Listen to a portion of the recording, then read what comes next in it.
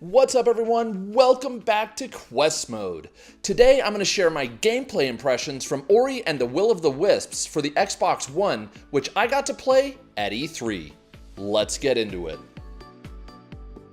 Ori and the Blind Forest is one of my favorite Xbox games of all time. If you're a sap like me, the first 10 minutes alone will jerk the tears right from your face. Not only that, it's that rare specimen that also delivered unbelievable visuals and brilliant gameplay to go with its heartfelt story. And while the demo for its sequel, Ori and the Will of the Wisps, didn't reveal anything about the new story, it did manage to completely deliver on the same gameplay elements that helped its predecessor become one of the highest rated Xbox One exclusives of all time. In fact, it's pretty amazing how much was packed into this one brief demo. A world that opens up as you unlock new abilities? Check. Collecting items to power up your character? Yep. A beautiful world map that guides you along the way? All of this combined to make an experience that was more rewarding than a 20-minute gameplay segment has any right to be. I developed a sense of ownership over the world and I felt invested in my character. While I didn't get a chance to do absolutely everything in the demo, the things I did accomplish felt earned, and that's just how it should be in any good Metroidvania. Of course, none of this would matter if the controls and game mechanics weren't tight, and they were. Jumping felt responsive and smooth, and the combat was easy to get the hang of. The first ability I learned was the grapple, which lets you swing from light orbs that are littered across the level's spiky rooftops.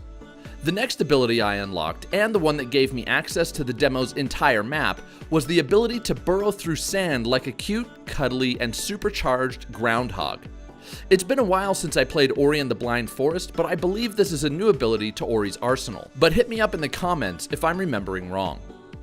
This new move also lets you boost yourself out of the sand to jump even higher, and you can use hanging blocks of sand as points of contact that let you jump from one block to the next and the next. Chaining together multiple leaps lets you reach previously inaccessible heights. But I felt the game could have done a better job of explaining how to use this added ability. It took me too long to realize that it even existed. I thought maybe I just missed something, or that I was just bad at following the game's instructions. But when I saw another player encounter the same area, he too had trouble figuring out how to use the same move. Hopefully the developers at Moon Studios refine how they teach new abilities, whether through brief tutorials or clearer on-screen instructions. Ultimately, this is a small nitpick, and thankfully, as I mentioned before, once I figured out what I needed to do, the controls were very refined and responsive. This is particularly important for Ori because if you played the original, you know that it could be very challenging at times, requiring precise jumps, grabs, and dashes. Nothing in the demo was all that challenging, but it wasn't a cakewalk either.